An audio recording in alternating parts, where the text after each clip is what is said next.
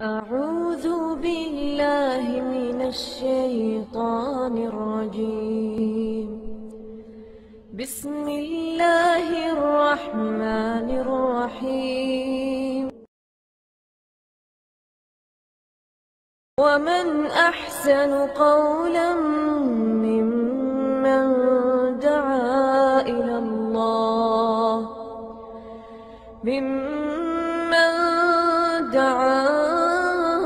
إلى الله وعمل صالحا وقال إنني من المسلمين.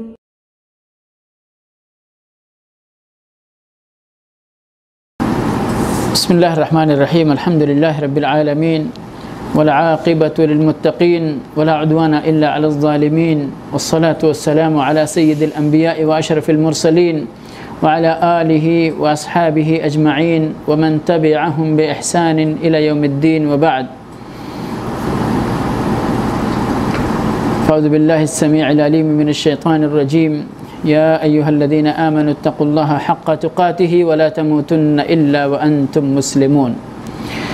وقال تعالى: ولله على الناس حج البيت من استطاع إليه سبيلا. وقال: وأتموا الحج والعمرة لله. وقال النبي الكريم صلى الله عليه وسلم: العمرة إلى العمرة كفارة لما بينهما، والحج المبرور ليس له جزاء إلا الجنة. رب زدني علما رب زدني علما رب زدني علما رب اشرح لي صدري ويسر لي أمري واحلل عقدة من لساني يفقه قولي. تمام تعریف اللہ واحد کے لیے لائق و سزاوار ہے، بعدہ صلاۃ و سلام نازل ہو آقا نامدار احمد مجتبیٰ محمد مصطفیٰ صلی اللہ علیہ وسلم پر بیش بہا بے شمار۔ حمد و صلاۃ کے بعد، دراصل جیسا کہ میرا طریقہ پچھلے چند سالوں سے رہا ہے کہ عید الفطر کے بعد عید الاضحیٰ کے درمیان جتنے بھی دروس کے لیے موقع ملتا ہے، 4، 5، 6 ہفتہ، اس مدت کے اندر ان دروس میں جو موضوع گفتگو کے لیے اختیار کیا جاتا ہے وہ حج کے تعلق سے ہوتا ہے، حج کے فضائل اور اس کے احکام و مسائل، یہ موضوع ہوتا ہے۔ اور میں امید کروں گا ساتھیوں سے کہ اس موضوع کے ساتھ گروپ میں، واٹس ایپ کے گروپ میں اعلان کے ساتھ ساتھ مزید اس یعنی اعلان کو اور بھی مزید گروپوں کے تعاون سے دور تک پھیلانے کی کوشش کریں، تاکہ ہمارے وہ ساتھی جو حج پر جانے والے ہیں، حج کا عزم رکھتے ہیں، وہ بطور خاص اس طرح کے سلسلے وار درس سے جو انشاءاللہ حج کے طریقے کے لیے کافی اور وافی شرح کا حامل ہوتا ہے، اس سے فائدہ اٹھائیں، اور دیگر لوگ بھی عام طور پر جو بھی ساتھی ہیں درس میں حاضر ہوتے ہیں وہ انشاءاللہ ان دروس سے فائدہ اٹھائیں گے۔ خود اگر حج پر نہیں جانے والے ہیں تو ان کے جو متعلقین اس سال جائیں گے، آئندہ سالوں میں انشاءاللہ حج کرنے کا عزم رکھتے ہیں، وہ ان کو مستفید کریں گے۔ اور علم تو روشنی کی طرح ہوتا ہے، جدھر بھی جاتا ہے تاریکیوں کو ختم کرتا ہے اور لوگوں کے لیے رہنمائی کا ذریعہ بنتا ہے۔ تو اس لیے انشاءاللہ آج سے ہی اس درس کے موضوع کو مزید عام کرنے کی کوشش کریں باذن اللہ تعالی، تاکہ زیادہ سے زیادہ تعداد ان دروس سے فائدہ اٹھا سکے۔ دراصل پچھلا درس جو ہمارے محترم شیخ ابو عدنان حفظہ اللہ کا تھا، چونکہ میں نے ان کو اپنی طرف سے کسی موضوع کو اختیار کر کے کچھ نہیں دیا تھا، تو شیخ آزاد تھے اس سلسلے میں کہ وہ کون سا موضوع اپنے ثوابدید کے مطابق اختیار کرتے ہیں، اور انہوں نے جو موضوع اختیار کیا یقیناً ہماری عملی زندگی سے چھوتا ہوا نہایت ہی خوبصورت موضوع تھا، اور بڑے ہی بہترین اسلوب میں شیخ نے اس کی وضاحت کی، اللہ جزائے خیر عطا فرمائے۔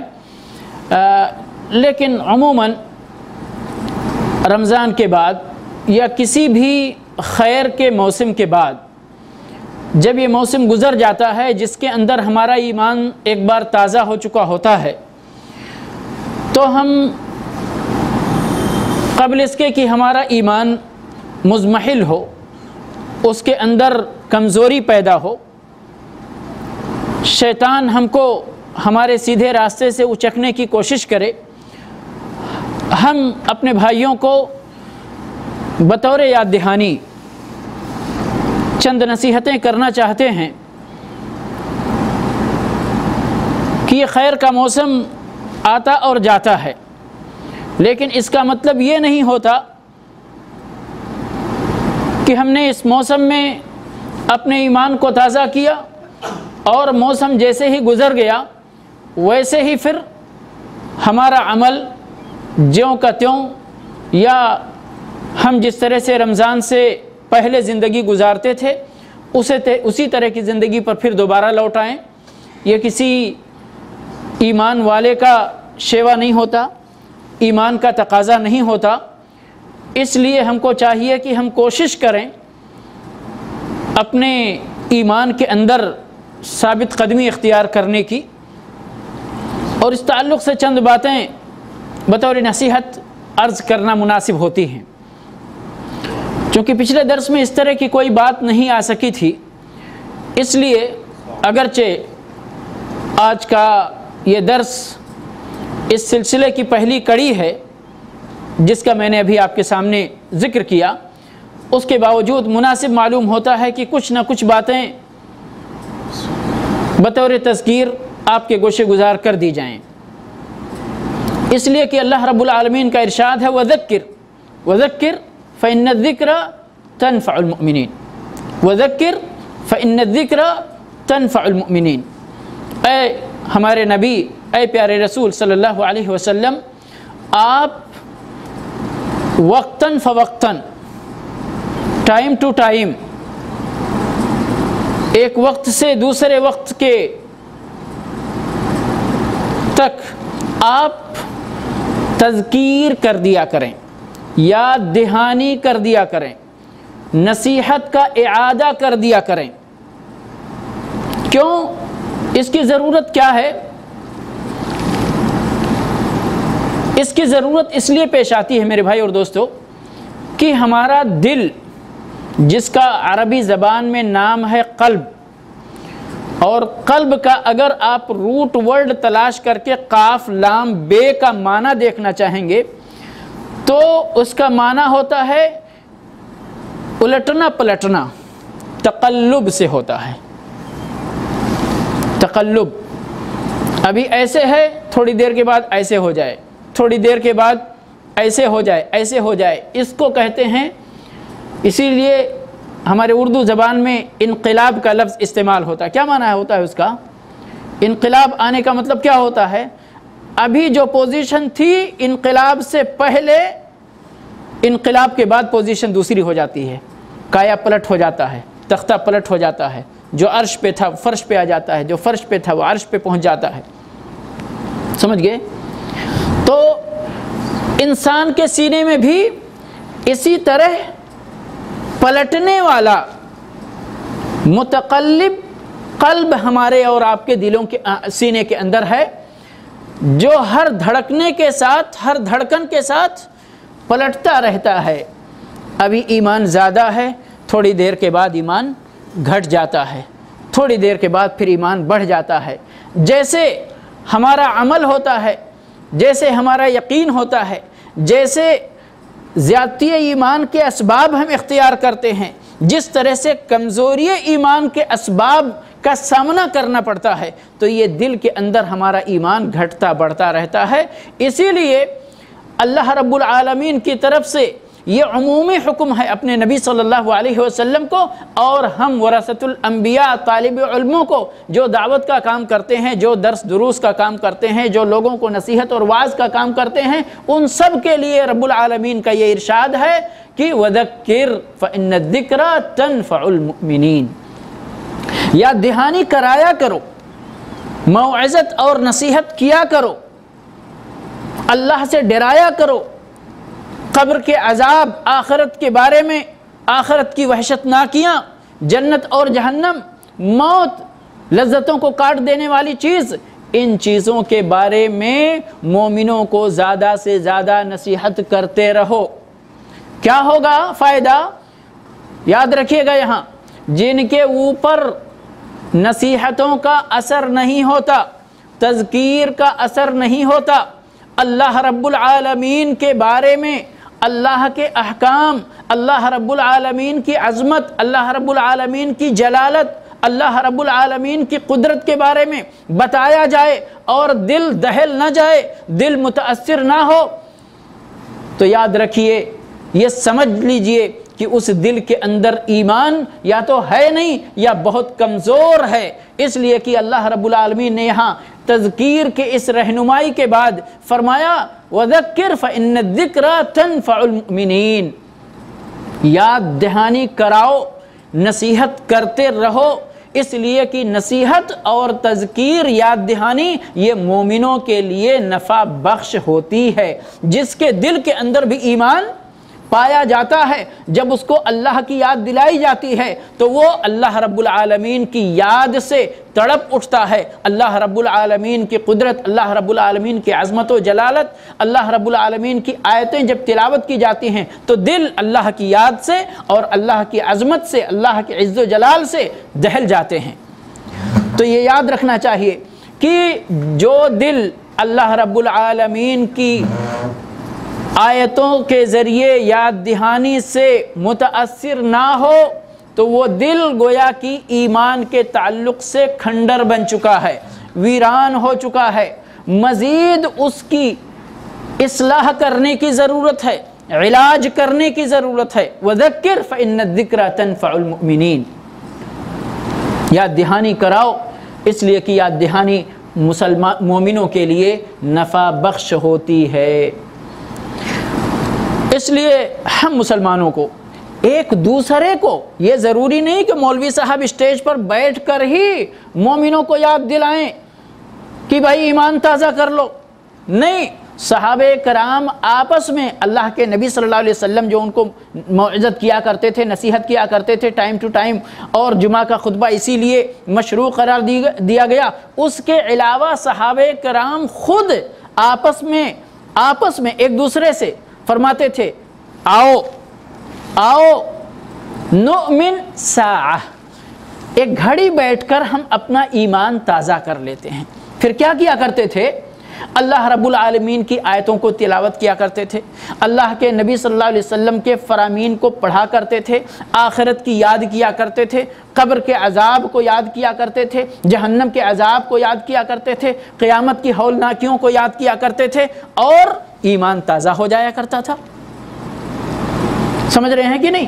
تو یہ نجی مجلسوں میں بھی اللہ کی یاد کر کے اپنے ایمان کو تازہ کرنا ہمارے ایمان کا تقاضا ہے، ہمارے اسلام کا تقاضا ہے، اور ایک مومن اور ایک مسلمان کا شیوا ہے۔ تو میرے بھائی اور دوستو، یہ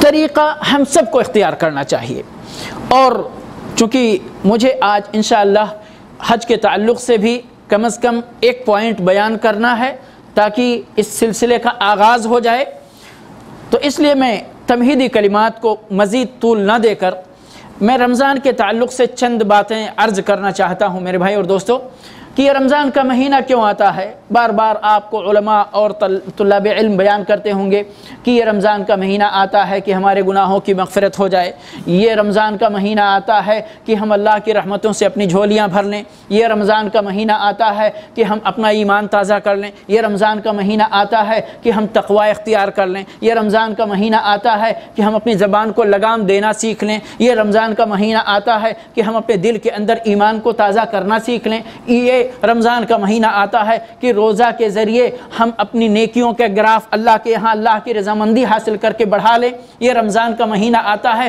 کہ ہم بار بار اپنے تمام اعضاء و جوارح کی حفاظت کرتے ہوئے اللہ رب العالمین سے ڈرنے کا ڈھنگ سیکھ لیں۔ اور اسی بات کو اللہ رب العالمین نے بڑے واضح انداز میں فرمایا، یا ایھا الذین آمنوا کتب علیکم الصیام کما کتب علی الذین من قبلکم لعلکم تتقون، لعلکم تتقون۔ اور اللہ کے نبی صلی اللہ علیہ وسلم نے رمضان کے اندر اپنے روزے کی حفاظت کے لیے فرمایا، جو بندہ روزے سے ہو تو اس کو چاہیے فسق و فجور کرنا تو دور کی بات ہے، فرمایا وَلَا يَسْخَبْ، زور سے چیخے چلائے نہیں، اپنی زبان کی حفاظت اس طرح سے کرنا ہے جب بھی سبحان اللہ حدیث قدسی فَإِذَا كَانَ يَوْمُ صَوْمِ أَحَدِكُمْ، جب تم میں سے کسی کے روزے کا دن ہو فَلَا يَرْفُثْ، تو رفث نہ کرے، شہوات کی اتباع نہ کرے، چاہے جائز ہوں چاہے ناجائز، چاہے جائز ہوں اور چاہے ناجائز، ولا یفسق، فسق و فجور نہ کرے، ولا یسخب، چیخے چلائے نہیں، فرمایا فَإِن سَابَّهُ أَحَدٌ أَوْ شَاتَمَهُ، ایک بندہ ہے، ایک مومن ہے، خلاص اپنے زبان پہ لگام دیے ہوئے ہے، اپنے کام میں مشغول ہے، منہمک ہے، لیکن ایک دوسرا بندہ اس کو ڈسٹرب کر رہا ہے، اس کو کسی وجہ سے گالی دے رہا ہے، پول فول بک رہا ہے۔ یہاں دیکھیے میرے بھائی اور دوستو، اللہ کے نبی صلی اللہ علیہ وسلم کیا فرماتے ہیں اس حدیث کے اندر، فَإِن سَابَّهُ أَحَدٌ أَوْ شَاتَمَهُ أَوْ كَمَا قَالَ صلی اللہ علیہ وسلم فَلْيَقُلْ إِنِّي امْرُؤٌ صَائِمٌ، صرف اس کے تمام طوفان بدتمیزی کے جواب میں صرف ایک مختصر سا جملہ کہنے کی اجازت دربار نبوی سے ہم کو مسلمانوں کو ملتی ہے کہ فَلْيَقُلْ إِنِّي امْرُؤٌ صَائِمٌ، صرف اتنا کہہ دے کہ میں روزے دار ہوں، میں آج روزے سے ہوں، میں اپنی زبان گندی نہیں کر سکتا، میں تمہاری گالیوں کا جواب گالیوں سے نہیں دے سکتا۔ اب بتائیے میرے بھائی اور دوستو، اس سے بڑا ٹریننگ سینٹر آپ کو کہاں ملے گا اپنے اعضاء و جوارح کی حفاظت کرنے کے لیے؟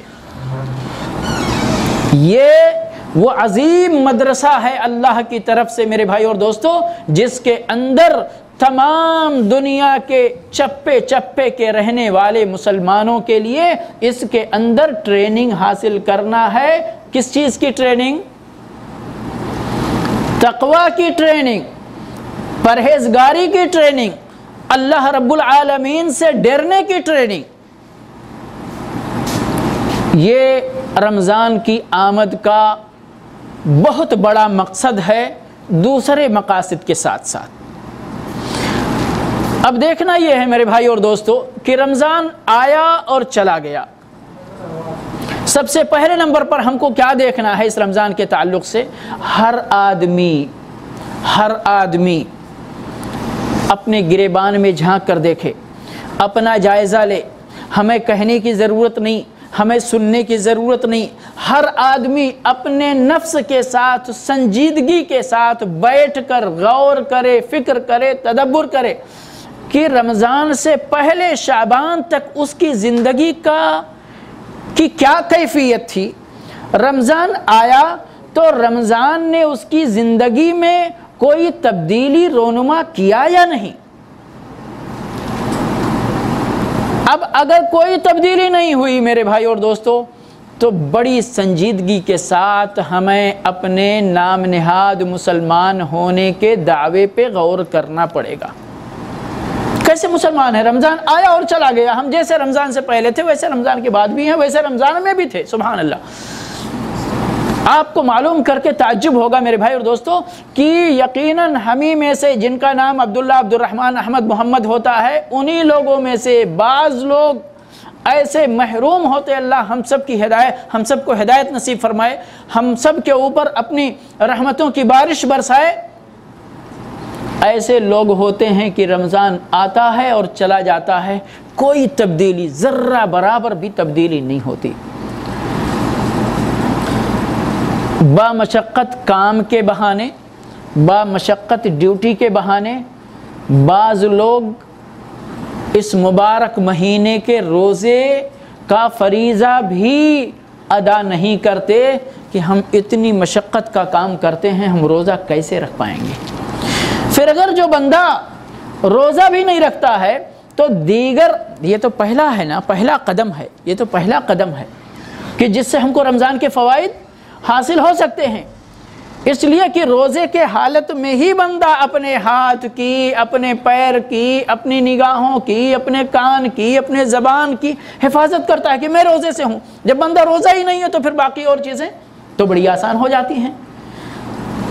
तो ऐसे भी हैं मेरे भाई और दोस्तों, अगर हम लोगों को बांटना चाहें कि रमज़ान जब आता है तो लोगों की कितनी किस्में हो जाती हैं, तो कम से कम हम 3 बुनियादी किस्मों में लोगों को तकसीम कर सकते हैं। और फैसला कर लीजिए और देखिए। और मेरे भाई और दोस्तों, इसी जगह मैं आपको इतना बता दूं कि मेरे मुखातब, मैं हमेशा इस बात पर जोर देता हूं कि मेरे मुखातब सिर्फ आप ये चंद पुरनूर चेहरे वाले लोग नहीं हैं।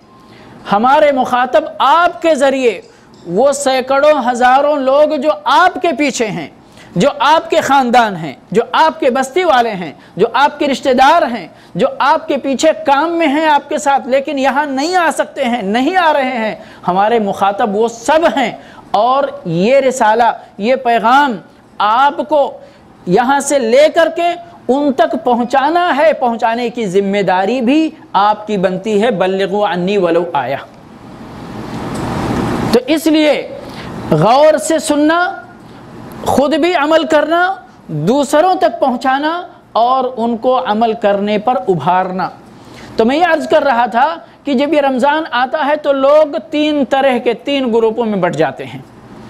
एक ग्रुप वो तो जो रमज़ान के मकसद को समझता है और उस मकसद को हासिल करता है, और जब रमज़ान गुज़र जाता है तो जो कुछ भी उसने फ़ायदा उठाया था रमज़ान से, वो उसको अपनी ज़िंदगी में बाकी रखने की कोशिश करता है और अपनी प्रैक्टिकल लाइफ में उसको अप्लाई करता है, उस पर अमल करता है।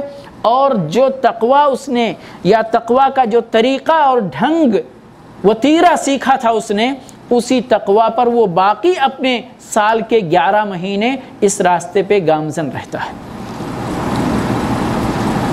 एक बंदा वो है जो रमज़ान आया तो बड़े जोशो खरोश के साथ रमज़ान का इस्तक़बाल किया। और अब यहाँ भी मैंने कहा ये बुनियादी किस्में हैं, लेकिन क्यों कोई एक हफ्ते में उसका जोश जिस तरह झाग उठता है और बैठ जाता है, ख़त्म हो जाता है। किसी का जोशो खरोश 15 दिन तक बाकी रहता, किसी का 3 हफ्ते बाकी रहता, किसी का 4 हफ्ते बाकी रहता, लेकिन चांद रात को सारा का सारा मामला जिशमिश हो जाता है। जिस टीवी पे पर्दा पड़ा था वो पर्दा उठ जाता है, जो सीरियल बंद हो गए थे वो खुल जाते हैं, जो नेट अभी तक उसको कंट्रोल किया जा रहा था वो खुल जाता है, वो मजलिसें गपशप की जो पहले हुआ करती थी वही अब भी हुआ करती हैं, जो सूदखोरी, जो हरामखोरी, जो तर्के नमाज, जो जितनी भी चीज़ें पाई जाती थी पहले नमाज से पहले, रमज़ान से पहले, वो सारी की सारी चीज़ें चाँद रात से ही लौट कर हमारी ज़िंदगी में दाखिल हो जाती हैं। ये रमज़ान के ताल्लुक़ से दूसरा ग्रुप है।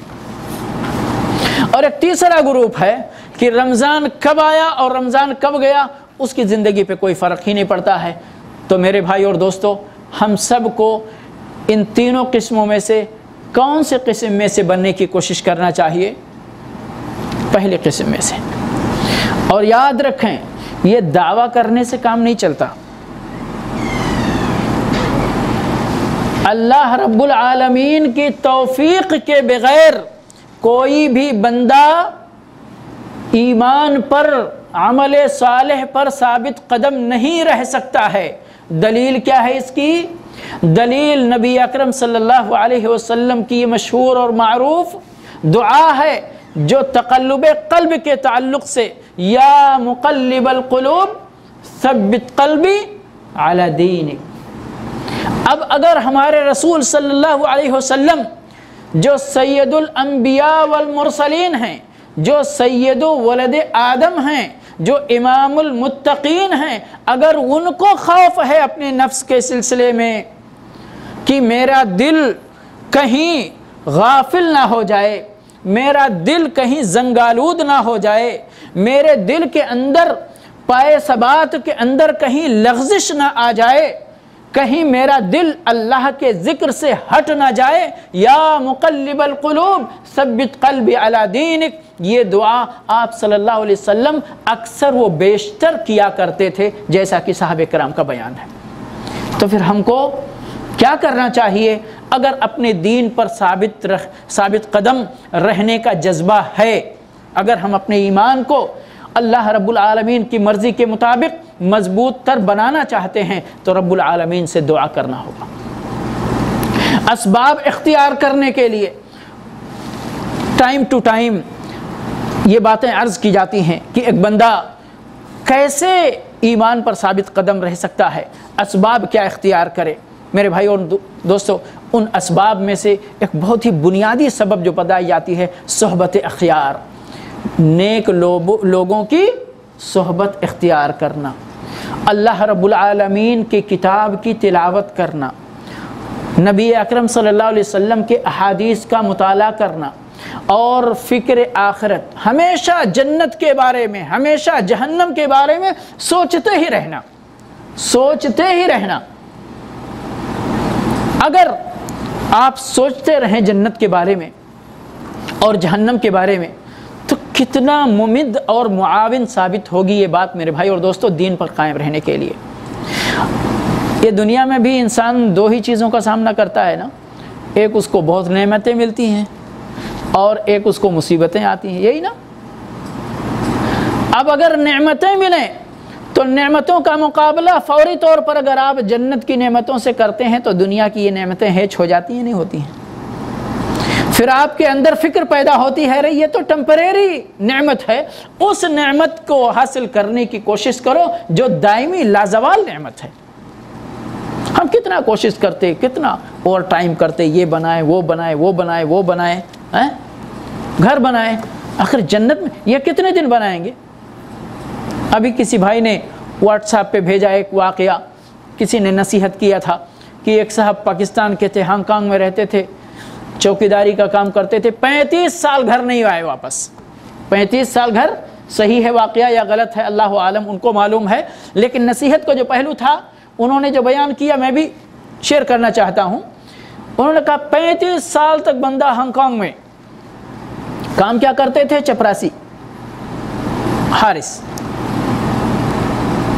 خوب پیسے بنائے، بھیجتے رہے اپنے گھر، ادھر کوٹھی بنگلہ جو کچھ بھی ان کا مقصد تھا وہ بن کے تیار ہو گیا، جس کے لیے اتنی، اور ان کے بیان کے مطابق 35 سال تک گویا کہ وہ گھر نہیں آیا، بندہ ادھر ہی رہ گیا، کوٹھی بنگلہ بن گیا۔ گھر والوں نے کہا اب واپس آ جاؤ۔ واقعی بندے کو اپنا جو ٹارگٹ تھا وہ پورا ہوتا ہوا نظر آیا، تو واپس آنے کی تیاری شروع کی اور اپنے دوستوں کو الوداعی پارٹی دیا۔ اسی پارٹی کے درمیان ہی ہارٹ اٹیک ہو کے مر گیا۔ سمجھ گئے؟ کہتے ہیں جو گھر اس نے 35 سال کی انتھک محنت کر کے، پیسہ بٹور کر کے، جمع کر کے بنوایا تھا، اس گھر میں ایک رات بھی سکون سے سو نہیں سکا، گزار نہیں سکا۔ پھر اس گھر کو سنوارنے کے لیے ہم کو اتنی کوشش، یہ گھر اس لائق ہے، اس کا حقدار ہے کہ ہم اس کے لیے اتنی محنت کریں؟ تو میرے بھائی اور دوستو، کہنے کا مطلب یہ ہے کہ ہر بندے کو چاہیے کہ اپنی آخرت کی فکر کرے۔ سبحان اللہ، اتنی گرمیوں میں آج کل ہم کو نصیحت کا موقع، اور انسان کو نصیحت کا موقع خود تلاش کرنا چاہیے۔ آج جس طرح سے گرمی ہے، یہ اتنا بڑا روم ہے، اتنا بڑا ہے نا، دروازہ بند ہو اور ساری ایسیاں بند کر دیں، کتنے وقت آپ اس میں گزارنا پسند کریں گے؟ لائٹ بند کر دیا جائے، اتنی بڑی جگہ ہے، کشادہ ہے، اس کی دیواریں آپ کے جسم سے بڑی دور رہیں گی، لیکن اس کے باوجود آپ سب کا ایک ہی جواب ہوگا کہ نہیں، اس کے اندر ہم گھٹ گھٹ کے مر جائیں گے۔ آپ سوچئے اگر آپ میں سے کس کی زندگی کتنی ہے معلوم ہے کسی کو؟ ہم میں سے، آپ میں سے ہو سکتا ہے اٹھنے سے پہلے کوئی اللہ کو پیارا ہو جائے۔ کہاں جانا پڑے گا؟ کہاں اس کا ٹھکانہ ہے؟ وہ قبر کتنی تنگ ہوتی ہے، اس کے اندر کیا لائٹ، کیا پنکھا، کیا اے سی، کیا کولر کچھ ہوتا ہے؟ کچھ ملتا ہے انسان کو؟ ملے گا انشاءاللہ، لیکن کب ملے گا؟ جب ہم نے اس کے لیے تیاری کر کے اپنی زندگی گزاری ہوگی۔ اللہ کے نبی صلی اللہ علیہ وسلم نے فرمایا ہے کہ قبر کیا ہے؟ قبر کیا ہے؟ یہ جنت کی کیاریوں میں سے ایک کیاری ہے یا جنت کے گڈھوں میں سے ایک گڈھا ہے؟ تو ہمیں نصیحت نہیں پکڑنا چاہیے۔ علی کل حال کہنے کا مطلب یہ ہے کہ رمضان پہلے نمبر پر آئے تو ہمیں اپنی زندگیوں کے اندر تبدیلی، مثبت تبدیلی، اللہ کی مرضی کے مطابق تبدیلی پیدا کرنے کی کوشش کرنی چاہیے۔ تبدیلی پیدا ہو جائے تو اس مثبت تبدیلی کو اپنی زندگی میں برقرار رکھنا چاہیے، اس کو مضبوط کر دینا چاہیے۔ باقی جو اور کوتاہیاں ہیں ان کی اصلاح کی کوشش بعد میں کریں، لیکن جو اصلاح، جیسے ایک بے نمازی تھا رمضان سے پہلے، رمضان آیا، اللہ نے اس کو توفیق دیا، 5 وقتہ نمازی بن گیا، 1 مہینہ تک پورا 5 وقتہ نمازی تھا، اس نے سنتیں بھی پڑھی، تراویح بھی پڑھی۔ اب اس کو چاہیے کہ 1 مہینہ تو میں نے نماز پڑھ لی، اب کیا وجہ ہے کہ 1 مہینے کے بعد ہماری نمازیں چھوٹنا پھر سے شروع ہو جائے؟ جن نمازوں کو ہم نے 1 مہینے کے اندر پابندی کے ساتھ ادا کیا اور کرنے کی طاقت اللہ نے ہم کو دی، تو کیا وہ باقی 11 مہینوں میں اس کی طاقت ہم کو نہیں دے سکتا؟ جس بندے نے اپنا پیچھا چھڑا لیا سود کھانے سے، رشوت لینے سے، ہمارے کتنے بھائی ہیں جو سیلز کا کام کرتے یا پرچیزنگ کا کام کرتے کمپنی میں، کمیشن کے نام پہ کتنا کھا جاتے ہیں۔ اللہ نے توفیق دیا، پیچھا چھڑا لیا۔ میرے بھائی اور دوستو، حلال کھانے اور حلال کھلانے کی کوشش کریں، نہیں تو وہ دن دور نہیں کہ جب ہم سب کو، جس طرح سے ہم سے پہلے لوگوں نے اس دنیا کو ترک کیا، ہم کو بھی ترک کر کے جانا ہی جانا ہے، اور یہاں جو کچھ بھی ہم کریں گے اللہ کے یہاں ہم کو اس کا مزہ چکھنا ہی چکھنا ہے۔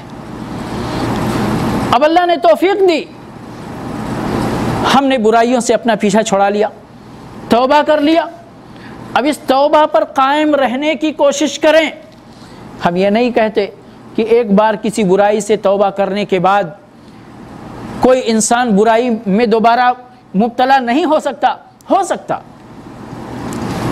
اگر کوئی انسان ہے، آدم کی اولاد ہے، آدمی ہے، تو اس سے غلطیاں ہوں گی، توبے کے بعد بھی ہو سکتی ہیں، لیکن پھر کیا کرے؟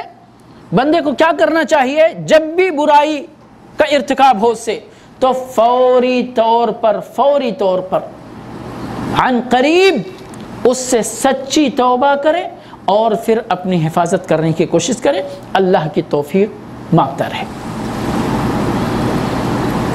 جتنے بھی ہم نے رمضان کے اندر اچھے کام سیکھے، ان اچھے کاموں پہ ہم کو اپنے آپ کو باقی رکھنا چاہیے، اور جتنے ہی برے کاموں سے ہم نے رمضان کے مہینے میں توبہ کیا ہے، ان تمام برے کاموں سے ہمیں آئندہ باقی مہینوں میں، اپنی باقی زندگی میں ان سے اپنی حفاظت کرنے کی کوشش کرنی چاہیے، کرتے رہنا چاہیے۔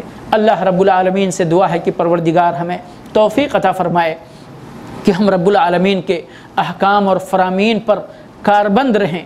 رب العالمین جب تک ہم اس دنیا میں رہیں، ہم اس کے بتائے ہوئے طریقے پر چلتے رہیں، توحید پر رہیں، سنت پر قائم رہیں، بدعتوں سے بچتے رہیں، شرک سے بچتے رہیں۔ ان چند باتوں کے بعد میں اپنے سلسلے وار درس کے آغاز کے طور پر چند باتیں حج کی عظمت، حج کے فضائل اور اجر عظیم حج کا کتنا زیادہ ہے اللہ کے نزدیک، چند باتیں انشاءاللہ عرض کریں گے۔ اللہ رب العالمین کا ارشاد ہے قرآن کریم کے اندر، وَلِلَّهِ عَلَى النَّاسِ حِجُّ الْبَيْتِ مَنِ اسْتَطَاعَ إِلَيْهِ سَبِيلًا۔ یہ آیت ہم کو یہ کھلا پیغام دیتی ہے، کھلا پیغام کہ اللہ رب العالمین نے اپنے مستطیع، قدرت رکھنے والے، طاقت رکھنے والے بندوں پر حج کا یہ حکم، حج کی یہ عبادت فرض قرار دے رکھی ہے۔ یہ شعیرہ تمام استطاعت رکھنے والے مسلمانوں پہ کیا ہے؟ فرض ہے، فرض عین ہے۔ ہاں اس کی شرطیں ہیں،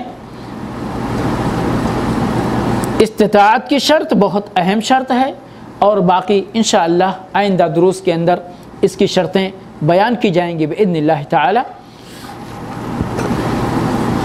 تو اس کا حکم کیا ہے؟ حج کا حکم کیا ہے؟ ہاں حج کا حکم کیا ہے؟ شرعی حکم حج کا فرض ہے، فرض عین ہے۔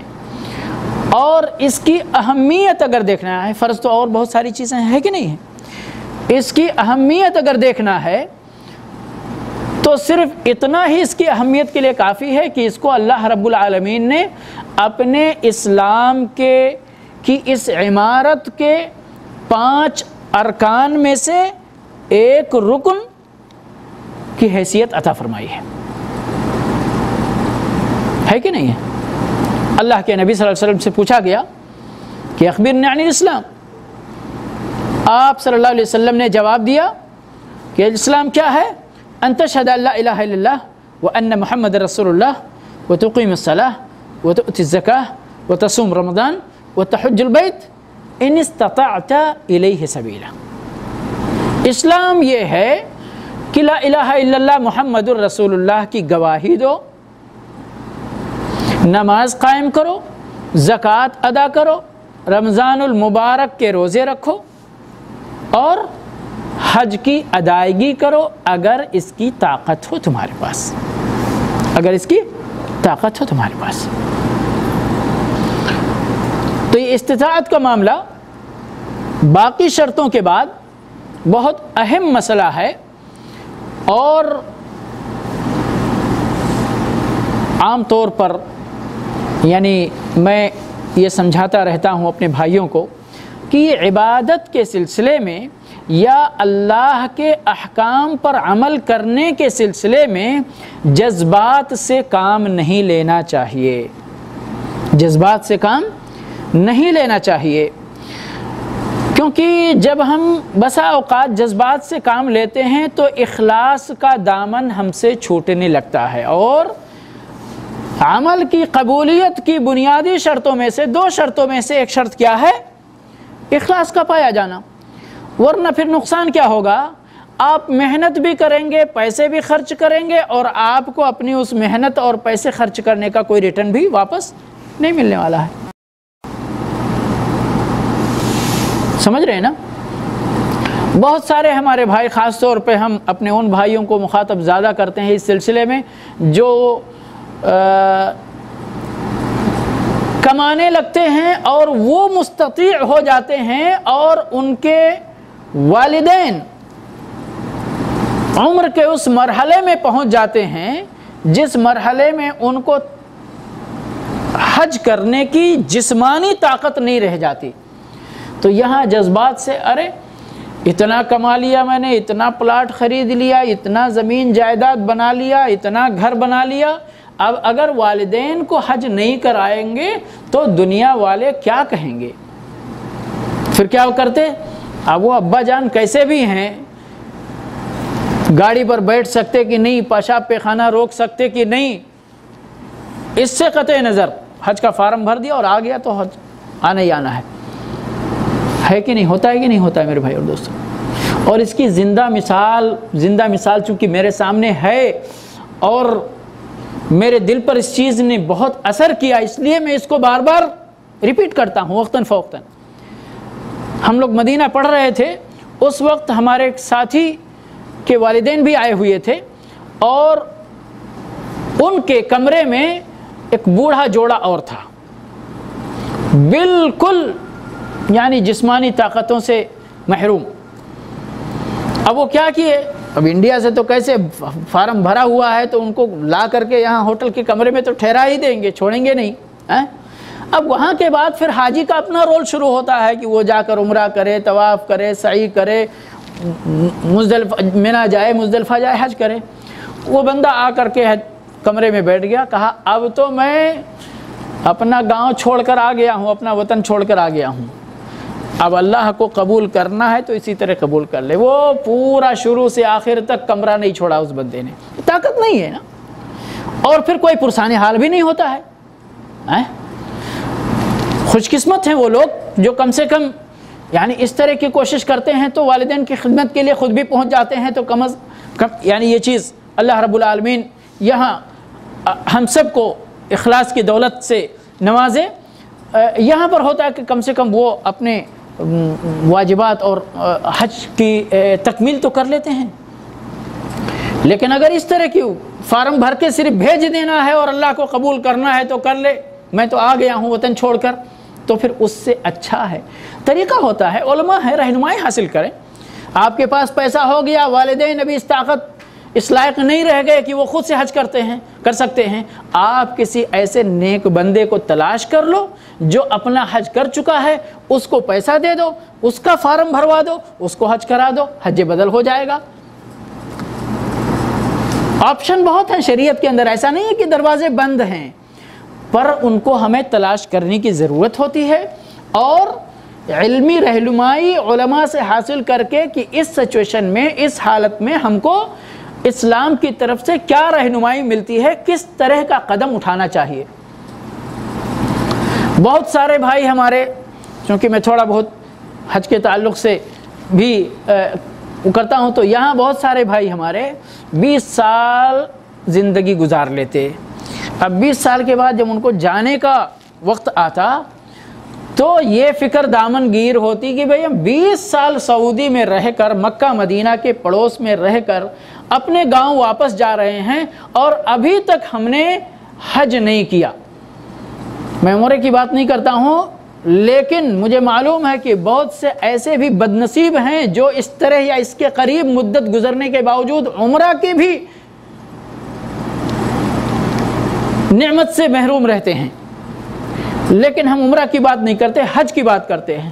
پھر ان کو یہ فکر کہ ہم گاؤں میں جائیں گے تو پورے گاؤں والے ہمارے اوپر تھوکیں گے کہ تو 20 سال ادھر رہا اور 20 سال کے بعد واپس آ گیا، حج نہیں کیا۔ تو شیخ صاحب کیسے بھی ہم کو اس سال حج کر کے، چونکہ اگلے مہینے ہم کو ایگزٹ جانا ہے، تو حج کر کے ہی واپس ہونا ہے۔ اب اس طرح کے جذبات کو آپ یعنی کس خانے میں رکھ کر سمجھیں گے؟ تو اس لیے میرے بھائی اور دوستو، ہم کو پورے اپنے اسلام کے بارے میں لا الہ الا اللہ سے لے کر اور اماطۃ الاذی عن الطریق تک سب کے بارے میں یہ فکر کرنی چاہیے کہ کیا ہمارے اندر اس عمل کے تئیں اخلاص پایا جاتا ہے؟ یہ عمل میں کیوں کر رہا ہوں؟ یہ عمل میں کیوں کر رہا ہوں؟ کس لیے کر رہا ہوں؟ کس کو خوش کرنے کے لیے کر رہا ہوں؟ اگر جواب اللہ کو خوش کرنے کے لیے کر رہا ہوں ملے تو بہت اچھی بات، کر گزریے، اور اگر اس کے علاوہ کوئی جواب آپ کے دل میں آتا ہے تو میرے بھائی اور دوستو اپنے دل کا علاج کیجیے۔ اس وقت تک وہ قدم نہ اٹھاؤ جب تک کہ دل کا علاج مکمل نہ ہو جائے، اور آپ کے دل کے اندر للہیت اور اللہ کی رضا کو حاصل کرنے کا جذبہ نہ پیدا ہو جائے، آپ کا پرانا جذبہ بدل کر نیا جذبہ آپ کے دل کے اندر نہ ہو جائے، جب تک کوئی فائدہ نہیں۔ آپ کر بھی گزریں گے تو کوئی فائدہ نہیں، سمجھ گئے؟ تو اس لیے میں یعنی یہاں پر ایسے ہی عرضاً میں اس کا ارادہ نہیں رکھتا تھا، لیکن بات آ گئی تو کہنا پڑا میرے بھائی اور دوستو کہ ہم میں سے بہت سارے لوگ اس بیماری میں مبتلا ہوتے۔ کیا ہے وہ بیماری؟ ریاکاری کی بیماری۔ اللہ رب العالمین کی خوشنودی کو نظر انداز کر کے لوگوں کی خوشنودی حاصل کرنے کی بیماری. اور اس بیماری کا کم از کم جو سب سے چھوٹا نقصان ہے، آپ کو بتا دوں میں، سب سے چھوٹا نقصان ہے. ویسے تو یہ شرک اکبر کا دروازہ کھولتا ہے. کیا کرتا ہے یہ؟ شرک اکبر کا دروازہ کھولتا ہے. ریاکاری جو ہے وہ شرک اکبر کا دروازہ کھولتی ہے. لیکن اگر وہ بڑا نقصان ہے، لیکن ہم اگر اس کے سب سے چھوٹے نقصان کا ذکر کریں تو جس عمل کے اندر یہ ریاکاری پائی جائے گی، وہ عمل کتنا بھی مشقت والا ہو، کتنا بھی آپ نے اس پر پیسہ خرچ کیا ہو، اللہ کے یہاں وہ عمل صفر کے برابر ہوگا، ذرے کے برابر بھی اس پر اجر و ثواب آپ کو نہیں ملے گا. یعنی آپ کا یہ پورا عمل اکارت جائے گا. چھوٹا نقصان ہے یہ. اب آپ سوچیں کہ 70 سال ایک بندہ پیسہ جمع کرتا ہے کہ ہم جائیں گے حج کرنے اور آتا ہے حج کرنے، لیکن آنے سے پہلے ہی اس کے دل میں یہ طوفان امنڈ پڑتا ہے کہ میں تو حج کرنے جا رہا ہوں، میرے گاؤں والے اب مجھ کو حاجی کہا کریں گے. سمجھ گئے؟ مجھے ایک تمغہ مل جائے گا، ایک سرٹیفکیٹ مل جائے گا لوگوں کی طرف سے کہ میں متقی پرہیزگار حاجی نمازی ہوں. اب آپ سوچیں ایک حج کے لیے ہمارے ہندوستان پاکستان کے اندر کتنا پاپڑ بیلنا پڑتا ہے، کب سے اس کی شروعات ہوتی ہے، اس کا آغاز تیاری شروع ہوتی ہے اور کہاں پر جا کے ختم ہوتا ہے، کتنا پیسہ، کتنی محنت، اور پھر نتیجہ اگر صفر میں ملے تو بتائیے یہ سودا کیسا ہے؟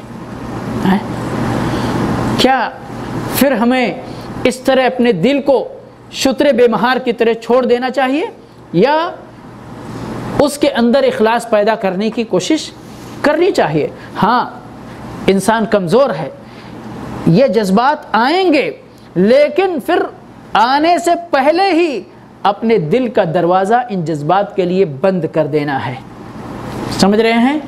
یا اگر کسی حد تک وہ داخل ہونے کی کوشش کرے تو آپ کو اندر سے دفع کرنا ہے، وہ باہر سے دفع کرتا رہے. سمجھ رہے؟ لڑائی ہوتی ہے شیطان اور نیک جذبے اور برے جذبے کے اندر. یہ کوئی بڑی بات نہیں ہے، یہ انسان کے نیک نیتی کی علامت ہوتی ہے. اسی لیے کہتے ہیں اپنے نفس سے لڑائی یہ دنیا میں سب سے بڑی لڑائی مانی جاتی ہے. اپنے نیت کا علاج سب سے مشکل ترین کام مانا جاتا ہے، لیکن اس کو کرنا ہی کرنا پڑے گا، ورنہ تو ہمیں اپنی زندگی میں کچھ حاصل ہونے والا نہیں ہے. جتنے بھی کام ہم اللہ کے لیے کرتے ہیں، اگر اس کے اندر للہیت مفقود ہو تو سارے کام آپ کے بیکار. جس کے لیے کرتے ہیں اللہ رب العالمین کہے گا جاؤ، جن کے لیے کیا تھا، جن کی خوشی حاصل کرنے کے لیے کیا تھا، جن کو یہ بتانے کے لیے کیا تھا کہ میں نیک ہوں، جاؤ اجر بھی انہی سے لے لو. کتنے خسارے کی بات ہوگی. اللہ رب العالمین ہماری حفاظت فرمائے. اور رہی بات جہاں تک اس کے فضائل کی، کتنا اجر اللہ رب العالمین اس پر دیتا ہے، میں نے ایک حدیث آپ کے سامنے شروع ہی میں پڑھی تھی کہ اللہ کے نبی صلی اللہ علیہ وسلم فرماتے ہیں عمرۃ الی العمرۃ کفارۃ لما بینہما. عمرہ سے عمرہ تک درمیانی وقفے کے لیے دوسرا عمرہ کفارہ ہے. والحج المبرور لیس له جزاء الا الجنہ. حج مبرور یاد رکھیے، اخلاص کے ساتھ اللہ کے نبی صلی اللہ علیہ وسلم کے بتائے ہوئے طریقے کے مطابق مکمل کیا گیا حج مبرور کہلاتا ہے. سمجھ گئے؟ کیسے حج ہونا چاہیے؟ پہلے نمبر پر اخلاص ہونا چاہیے کہ یہ حج میں کیوں کر رہا ہوں؟ اپنے اللہ کو خوش کرنے کے لیے کر رہا ہوں. کیسے کر رہا ہوں؟ اپنے نبی کے بتائے ہوئے طریقے کے مطابق کر رہا ہوں. جزاک اللہ خیر. تو اس کا بدلہ پھر کیا ہے اللہ کے یہاں؟ الا الجنہ، جنت کے علاوہ کچھ نہیں ہے. کتنا عظیم اجر ہے. لیکن اتنا عظیم اجر، اخلاص ہے، سنت کی تابعداری ہے تو ہے۔ دونوں چیزوں میں سے کوئی بھی ایک چیز غائب ہو گئی یا کوئی بھی ایک چیز متاثر ہو گئی تو اس کا اجر و ثواب مفقود ہو جاتا ہے میرے بھائی اور دوستوں۔ اس لیے ہمیں کوشش بھی کرنا۔ کیسے کوشش کرنا؟ دل کے علاج کے سلسلے میں تو میں نے بتا دیا کہ دل کو اپنے للہیت سے پر کرنے کی کوشش کرنا۔ اب رہی بات سنت کے مطابق ہمارا عمل ہو، اس کا کیا طریقہ ہے؟ اس کا طریقہ یہی ہے کہ اس طرح کا جو آپ کے سامنے درس بیان کیا جا رہا ہے، اس طرح کے دروس میں زیادہ سے زیادہ حاضر ہوں، اللہ کے نبی صلی اللہ علیہ وسلم کا طریقہ حج معلوم کریں اور پھر اسی کے مطابق حج کریں۔ بہت سارے بھائی دیکھا گیا ہے، بڑے افسوس کے ساتھ کہنا پڑتا ہے کہ سب حج کی پوری تیاری ہو، بکنگ کرنا ہے، پیسے اکٹھا کرنا، سب کچھ کر کے احرام خرید کر میقات پر جاتے تو ادھر نہا لیا۔ سب یہ معلوم ہے کہ نہانا چاہیے، بہت سارے لوگ نہانے کو واجب سمجھتے ہیں جبکہ واجب نہیں ہے۔ نہا وہا لیتے، چادر پہن لیتے، اس کے بعد پھر ادھر ادھر دائیں بائیں کیا کریں، اب آگے کیا کرنا ہے؟ سمجھ گئے کیوں ہوتا ہے یہ؟ اس لیے کہ یہ جو دوسری چیز تھی، دوسری بات تھی کہ ہمارا حج کیسے مبرور بنے، کیسے قابل قبول بنے اللہ کے یہاں، اس کی دوسری کڑی، دوسرا طریقہ اس کو ہم نے اختیار ہی نہیں کیا۔ بھئی کوئی چیز جب تک آپ معلومات نہیں حاصل کریں گے تب تک وہ معلومات پیدائشی طور پر آپ کو ملے گی کیا؟ آپ یہاں آئے ہیں، آپ نے اسکول ڈگری لیا، کالج پڑھے، یونیورسٹی پڑھے، ایون ہم چھوٹی سی مثال دیتے ہیں کہ ڈرائیونگ بھی اگر آپ نے سیکھی نہیں ہے تو ڈرائیونگ بھی آپ کو نہیں آتی ہے کہ نہیں ہے؟ پیدائشی کوئی ڈرائیور ہوتا؟ ایک بار سیکھے، ایک بار کسی سے معلوم کرے، ایک بار کوشش کرے، لیکن کرنا تو پڑتا ہے نا، سیکھنا تو پڑتا ہے نا۔ سیکھتے ہیں تو علم حاصل ہو جاتا ہے۔ العلم بالتعلم، علم کیسے آتا ہے؟ سیکھنے سے آتا ہے۔ تو حج کا طریقہ آپ کو کیسے معلوم ہوگا؟ سیکھنے سے ہی معلوم ہوگا نا، علم حاصل کرنے سے معلوم ہوگا۔ اللہ کے نبی صلی اللہ علیہ وسلم نے کیسے حج کیا؟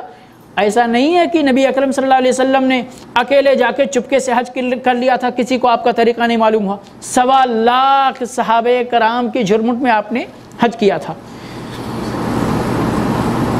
کوئی چیز اگر ایک صحابی سے مس ہو گئی تو اس کو دوسرے صحابی نے پورا کیا ہے کہ اللہ کے نبی صلی اللہ علیہ وسلم نے اس موقع پر ایسے عمل کیا تھا، یہ عمل کیا تھا، یہ عمل کیا تھا۔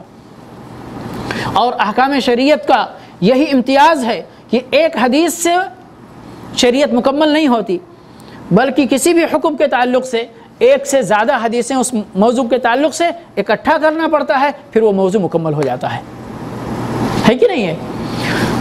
تو کتنا بڑا اجر ہے یہ، سیدھا جنت کی بات اللہ کے نبی صلی اللہ علیہ وسلم نے یہاں پر فرمائی ہے۔ اسی طرح سے اگر ہم اب جنت کیسے حاصل ہوگی؟ یقیناً ہمارے گناہ دھلے جائیں گے، معاف کیے جائیں گے، اللہ رب العالمین اپنا رحم ہمارے اوپر نازل فرمائے گا۔ فرماتے ہیں اللہ کے نبی صلی اللہ علیہ وسلم ایک حدیث میں، صحیح بخاری اور مسلم کی حدیث ہے کہ من حج هذا البیت، خانہ کعبہ کی طرف اشارہ کر کے آپ نے فرمایا من حج هذا البیت، اس گھر کا جس شخص نے بھی اس گھر کا حج کیا، فلم یرفث، اس نے شہوات کی اتباع نہیں کی، اپنی شہوات کی تکمیل نہیں کی۔ فلم یرفث، یاد رکھیں رفث کا تعلق شہوات سے یا شہوات کے تعلق سے جو برائیاں ہیں، حتیٰ کہ یہاں پر اگر یہ کہا جائے کہ شہوات جائز خواہشات اور ناجائز خواہشات، کسی طرح کے خواہشات کی تکمیل دوران حج اس کو نہیں کرنا ہے۔ فلم یرفث ولم یفسق، اور فسق و فجور کا کام نہیں کیا، تو کیا ہوتا ہے اس کا انجام؟ پھر رجع کیوم ولدتہ امہ، وہ اپنا حج جب مکمل کر کے واپس آتا ہے تو اپنے گناہوں سے اس طرح دھل دیا جاتا جس طرح وہ اس دن دھلا آیا تھا جس دن اپنے ماں کے پیٹ سے پیدا ہوا تھا۔ سبحان اللہ۔ عمرو بن عاص رضی اللہ تعالی عنہ مشہور صحابی ہیں، وہ اللہ کے نبی صلی اللہ علیہ وسلم سے بیعت کرنے کے لیے آئے اور اللہ کے نبی صلی اللہ علیہ وسلم کا ہاتھ مانگا کہ اللہ کے نبی صلی اللہ علیہ وسلم اپنا ہاتھ دیجئے، میں آپ کے ہاتھ پر بیعت کرنا چاہتا ہوں۔ نبی صلی اللہ علیہ وسلم نے ہاتھ بڑھایا تو عمرو بن عاص نے اپنا ہاتھ کھینچ لیا۔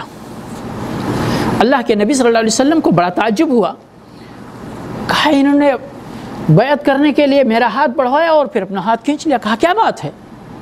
کہا اللہ کے نبی صلی اللہ علیہ وسلم میں چاہتا ہوں کہ بیعت کرنے سے پہلے آپ سے کچھ شرط لگا لوں، کچھ شرط لگا لوں۔ کہا شرط کیا ہے؟ کہا شرط یہ ہے کہ میں اب تو مسلمان ہو رہا ہوں، اللہ میری پچھلی زندگی میں کیے گئے میرے گناہ کا کیا ہوگا؟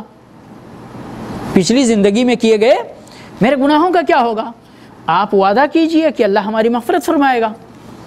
اللہ کے نبی صلی اللہ علیہ وسلم نے وہاں پر ارشاد فرمایا، کیا تمہیں معلوم نہیں کہ الاسلام یجب ما کان قبلہ، کہ اسلام جب ایک بندہ مسلمان ہوتا ہے تو اپنے اس کلمہ پڑھنے سے پہلے والی زندگی میں اس نے جو کچھ بھی گناہ کیے ہوں گے اللہ رب العالمین اس کے اس اسلام کے بدلے میں اس کی پرانی زندگی میں گزرے ہوئے سارے گناہوں کو معاف فرما دیتا ہے۔ اور اسی کے ساتھ ساتھ اللہ کے نبی صلی اللہ علیہ وسلم نے اور بھی جو چند باتیں فرمائیں، ان میں سے ایک بات یہ بھی ہے کہ حج جو ہے، جب بندہ حج کرتا ہے تو اس کے سارے سابقہ گناہ معاف کر دیے جاتے ہیں۔ تو یہ اور اس طرح کی بہت ساری حدیثیں، ایک حدیث کے اندر اللہ کے نبی صلی اللہ علیہ وسلم سے پوچھا گیا کہ سب سے افضل عمل کیا ہے، تو آپ نے فرمایا کہ ایمان لانا۔ پوچھا گیا پھر اس کے بعد کیا ہے؟ آپ نے فرمایا اللہ کی راہ میں جہاد کرنا۔ پوچھا گیا اس کے بعد کیا ہے؟ فرمایا اللہ کے راستے میں حج مبرور، حج کرنا، اللہ کے لیے حج کرنا۔ اور اس طرح کی بہت ساری حدیثیں ہیں جو حج کے امتیازی پہلو کو، غفران ذنوب اور جنت، ایک بندے کو کیا چاہیے؟ یہی چاہیے نا زندگی بھر ہم ایک مسلمان، اگر ہمارے دل کے اندر ایمان ہے تو ہم کو فکر کس بات کی ہوتی ہے کہ ہم تو انسان ہیں، کل بنی آدم خطا، سارے انسانوں سے گناہ تو ہوتے ہی ہیں، لیکن کیا کرنا ہے؟ یہ گناہ ہمارے معاف ہونے چاہیے تاکہ اللہ رب العالمین پھر اپنی رحمت کی بارش برسائے اور جہنم سے ہم کو محفوظ فرما لے اور جنت تو ہم کو داخلہ نصیب فرمائے۔ یہی ہے یہاں اس حج کے ذریعے خلاصے کے طور پر سارے گناہوں کی معافی کا مژدہ اور خوشخبری سنائی گئی ہے اور جنت کا وعدہ کیا گیا ہے۔ اس لیے ہم مسلمانوں کو جس کے پاس طاقت ہے، شرائط موجود ہیں، ایک چیز تو میں بھول گیا، ابھی ہندوستان میں سبحان اللہ بغیر محرم کے ابھی عورتوں کو حج کرنے کی اجازت دی گئی ہے کہ نہیں ہے؟ انشاءاللہ بات آئے گی تو اور مزید روشنی ڈالیں گے، لیکن شرطوں میں سے ایک بات یہ ہے کہ عورت کے لیے ایک شرط کیا ہے؟ محرم کا ہونا۔ یہاں بھی ہم ابھی جذبات کی جو بات کر رہے تھے نا، اسی جذبات کے تعلق سے میں یہاں ذکر کر رہا ہوں، نہ شرائط کا ذکر میں انشاءاللہ آئندہ درس میں کرنے والا ہوں، کہ یہاں بھی یہ زندگی ہے، کس کی زندگی کتنا وفا کرتی ہے، اللہ رب العالمین نے سب کی عمریں مقدر کر رکھی ہیں۔ ہم یہاں آ گئے، ہمارے پاس پیسہ ہو گیا، کل پیسہ نہیں تھا، آج پیسہ اللہ نے دے دیا۔ کل والد با حیات تھے تو ہمارے پاس طاقت نہیں تھی، ابھی والد صاحب نہیں ہیں مثال کے طور پر، لیکن والدہ با حیات ہیں۔ اب ہمارے پاس پیسہ ہوا تو ہم یہاں اب جذبات کے شکار ہونے لگتے ہیں۔ والدہ بھئی سب کی تمنا تو سب کی ہوتی ہے کہ اللہ کا گھر دیکھے، لیکن ہماری تمناؤں کو اللہ کے احکام کا لگام دینا ہے نا، یا بے لگام چھوڑنا ہے تمناؤں کو ہماری؟ نہیں، پھر وہی بات ہو گئی کہ ہم اللہ کے لیے نہیں کر رہے، اپنے نفس کی تسلی کے لیے کر رہے۔ یہاں ہوتا ہے کہ نہیں، اب والدین کو یہاں حج پر بلانے کے لیے کتنے لوگ فکر مند ہوتے، والدہ کو مسئلے بھی پوچھتے، بتا بھی دیا جاتا، پھر بھی وہ فتویٰ پوچھتے رہتے یہاں تک کہ کوئی نہ کوئی ان کو بتا دیتا نہیں کوئی بات نہیں ہے، کچھ مذہبوں میں گنجائش ہے کہ اگر وہ عورتوں کی جماعت میں آ جائیں تو چلے گا، پھر وہ غیر محرم یا عورتوں کی 2-4 عورتوں کی جماعت ہوتی ہے جس سے بھی ہمارے یعنی اس نفس کو تسلی ہو جائے، وہ ہم کر لیتے اور پھر والدہ آ کر حج کر لیتی۔ ہم یہ نہیں کہتے کہ آپ کا حج نہیں ہوگا یا آپ کی والدہ کا حج نہیں ہوگا، ہم یہ نہیں کہتے، یاد رکھیں۔ یعنی غیر محرم یعنی کوئی خاتون بغیر محرم کے آ کر حج کر لیتی ہیں تو علماء کا یہ فتویٰ ہے کہ ان کا حج ہو جائے گا، لیکن بہرحال ان پر حج فرض نہیں تھا، بغیر محرم کے ان پر حج فرض نہیں تھا، اور بغیر محرم کے اگر وہ حج کرنے آتی ہیں تو یہ اللہ کی نافرمانی بھی شمار کی جائے گی۔ بہت سارے ہمارے ساتھی یہاں بیچلر ہوتے اپنی بیویوں کو بھی اسی طریقے سے بغیر محرم کے بلا لیتے ہیں۔ یہ میرے بھائی اور دوستو، یہ ہمارے وہ جذبات ہیں جن کو ہمیں شریعت کا لگام دینا چاہیے۔ جائیں، طریقے آپشن موجود ہیں، آپ تلاش تو کریں، لیکن دراصل ہم کیا کرتے ہیں، جب تک اپنی مرضی کا آپشن ہم کو نہیں ملتا، کسی نہ کسی طرف سے اجازت نہیں مل جاتی، ہم کو تسلی نہیں ہوتی، ہم کو اسی طرح بلانا یہاں رہتے نہیں شیخ صاحب وہ آ جائیں گے پھر ہم ساتھ میں جائیں گے حج کرنے، یقیناً آپ جائیں گے، لیکن وہ سفر جو اس نے گھر سے اپنے شہر تک، پھر وہاں سے فلائٹ میں جدہ تک یا کیسے بھی جو سفر کیا، پھر یہاں سے واپسی کا جو سفر ہوگا وہ تو بغیر محرم کے ہوگا۔ تو اللہ رب العالمین کو اپنے احکام کی حکمتیں، اپنی شریعت کی حکمتیں ہم سے زیادہ معلوم ہیں، اس لیے ہم کو ہمیشہ کیا کرنا چاہیے، اسلام نام کس چیز کا ہے، ہم کو اپنے خواہشات، اپنے جذبات، اپنی تمنائیں، اپنی امنگیں سب اللہ اور اس کے رسول صلی اللہ علیہ وسلم کے احکام کے تابع بنا دینا، یہ اسلام ہے۔ اگر آپ مسلمان ہوتے پھر بھی اپنی خواہشات کی تکمیل کرتے رہتے اپنی مرضی کے مطابق، تو آپ کے اسلام کے اندر کمی ہے، آپ کے ایمان کے اندر کمی ہے۔ اور اللہ رب العالمین کا حکم ہے ادخلوا فی السلم کافہ، پورے کے پورے مسلمان بنو، آدھا مسلمان مت بنو۔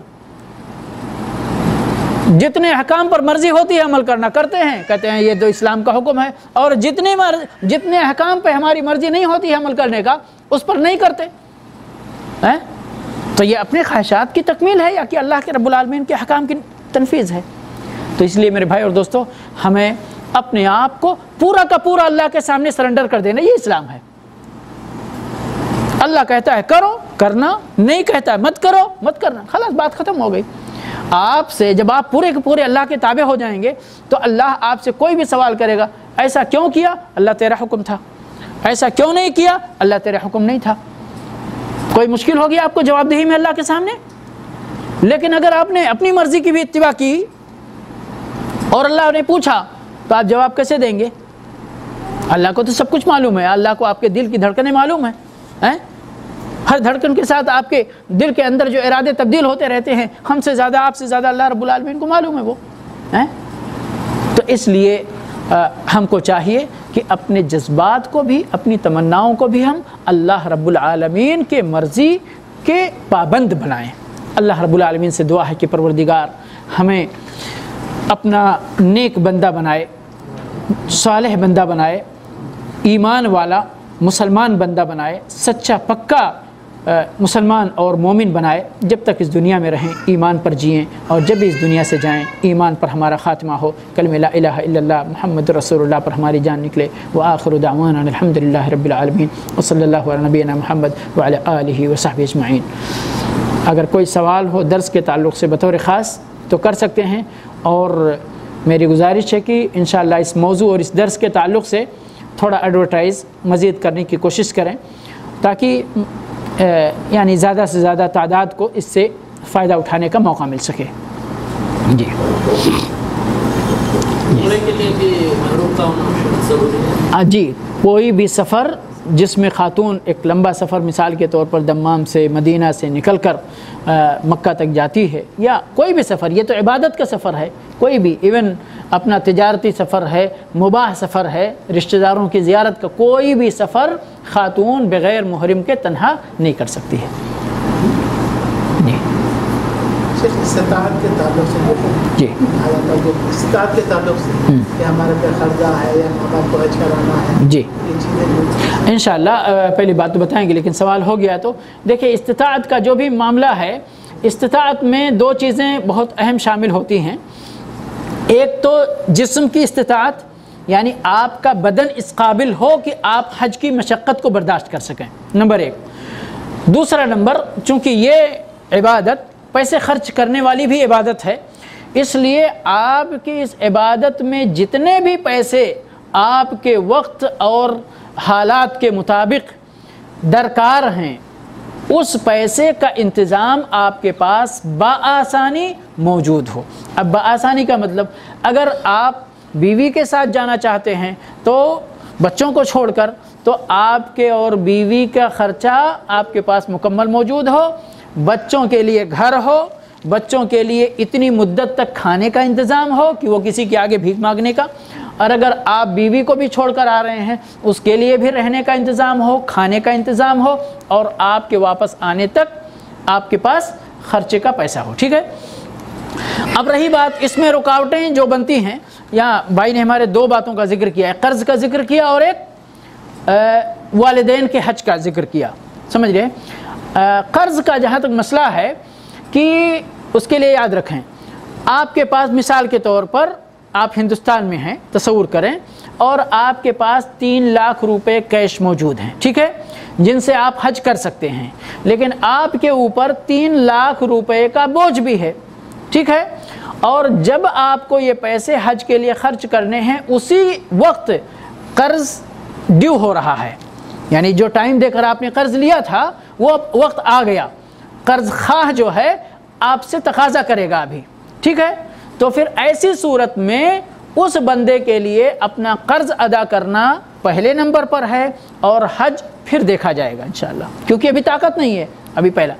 لیکن اگر آپ کو قرض خواہ اپنی رضامندی سے اجازت دیتا ہے، آپ نے مانگی اجازت یا اس کو اطلاع ملی کہ آپ ایسا ایسا ارادہ رکھتے ہیں، اور اس نے خود آفر کر دیا کہ بھئی دیکھو میرا پیسہ تھا آپ کے پاس، لیکن کوئی مشکل نہیں، 1 سال اور بعد دینا، آپ جا کر حج کرائیے، تو آپ کو پھر یہاں عذر ختم ہو گیا، آپ جائیے حج کر کے آئیے، اور آپ کو امید ہے کہ اگلے سال آپ یہ اس کا قرض ادا کر دیں گے، تو کوئی مسئلہ نہیں۔ رہا معاملہ والدین کا، آپ کے پاس یہی مثال لیتے ہیں ہم کہ یہاں پر آپ ہیں موجود، اور یہاں پر آپ کو 7,000 ریال حج کرنے کے لیے درکار ہے، ٹھیک ہے، وہ پیسے آپ کے پاس موجود ہیں، یعنی آپ حج کرنے کے مستطیع ہو گئے ہیں۔ اب یہاں پر آپ کے والدین بھی موجود ہیں جنہوں نے حج نہیں کیا ہے، ٹھیک ہے، یہاں پر 2 صورتحال، ایک صورتحال یہ ہے کہ آپ کے والدین پے در پہ آپ سے مطالبہ کر رہے ہیں کہ بیٹا میں عمر کے اس مرحلے میں پہنچ رہا ہوں کہ اس کے بعد حج کرنا مجھے مشکل ہو جائے گی، اس لیے پہلے مجھے حج کراؤ پھر اپنے بارے میں سوچنا، ٹھیک ہے، اور بندے کے پاس اتنا ہی پیسہ ہے کہ یا تو والد کو حج کرائے اور یا تو خود حج کرے، تو پھر اس صورت میں والد کو ترجیح دینا ہے، والد کو ترجیح دینا، یاد رکھیے گا، کس صورت میں؟ ڈیمانڈ کرنے کی صورت میں، اور آپ کے پاس ایک ہی بندے کو حج کرانے کی طاقت رہنے کی صورت میں۔ لیکن اگر والدین آپ سے ڈیمانڈ نہیں کرتے، بلکہ انہوں نے خوشی دل سے کہ بیٹا تم وہیں پہ ہو، تھوڑے پیسے میں تمہارا حج ہو جائے گا، ہمارے لیے زیادہ پیسے چاہیے، ہم دیکھ لیں گے، تم لگے ہاتھوں ابھی تم کو موقع ہے کر لو، ٹھیک ہے، یہاں پر والدین کی طرف سے اس کو اجازت ہے، یا اجازت اگر والدین اصرار نہیں کر رہے، یعنی اجازت لینے کی بھی ضرورت نہیں ہے عمومی طور پر، چونکہ یہ اللہ اور بندے کے درمیان کا معاملہ ہے، لیکن اگر ان کو خبر مل گئی اور انہوں نے کہا نہیں پہلے مجھے حج کراؤ، تو بندے کو رکنا ہے، اور خبر مل گئی اور کہا نہیں بیٹے تم کر لو، تو پھر یہاں پر بندے کو کیا کرنا؟ اپنا حج کرنا ہے. واضح انشاءاللہ کلیئر ہے جی. جی سب عام طور پہ یہاں پہ سفر کے تعلق سے جی خواتین یہاں سے ہندوستان لے جاتی ہیں، ہندوستان سے آتی ہیں جی جی تو اس کو یہاں پہ شوہر لے جانے چھوڑتے ہیں، وہاں پہ گھر والے لے جاتے ہیں جی. ریسیو کر لیتے ہیں. واللہ تعالی اعلم. ہماری نگاہ جو ہے وہ شریعت کے اندر جتنی دور اندیشیاں اور حکمتیں ہیں، اور جو کہتے ہیں کہ شریعت کی نگاہ، چونکہ اللہ خالق ہے تو اللہ جن چیزوں کو دیکھ رہا ہے ہم ان چیزوں کو نہیں دیکھ رہے، لیکن ہماری اپنی نگاہ کے حد تک لگتا ہے اس میں کوئی قباحت تو نہیں ہے. ہم نے یہاں پر جا کے بٹھا دیا جہاز میں اور وہاں پر آ کے گھر پہ کسی محرم نے ریسیو کر لیا، اس میں قباحت کیا ہے؟ لیکن چونکہ یہ ممنوع ہے شرعاً، بھئی 4 گھنٹے فلائٹ ہے، اس سے پہلے 3 گھنٹے کی تیاری ہے، بعد میں 2 گھنٹے کا کلیئرنس ہے، تو یہ ٹائم آپ کا جو 6-7 گھنٹے کا گیپ ہے جس میں کوئی محرم اس کے ساتھ نہیں ہے، یہ شریعت کو پسند نہیں ہے. اب اس کے اندر کیا کیا حکمتیں ہو سکتی ہیں وہ ہم کو آپ کو اگر پتہ نہ بھی چلیں تو بھی شریعت کی پابندی کرنے میں ہی ہماری بھلائی اور ہمارا خیر ہے. سمجھ گئے؟ اس لیے کہ ہم نے بتایا ہمارے اندر اتنی دور اندیشی نہیں ہے جتنا شریعت جتنی دور کی چیزوں کو لے کر چلتی ہے. اس لیے ہم کو اللہ اور اس کے رسول صلی اللہ علیہ وسلم کی اطاعت و فرما برداری کرنے میں ہی اپنی کامیابی سمجھنا چاہیے. واللہ تعالی عالم.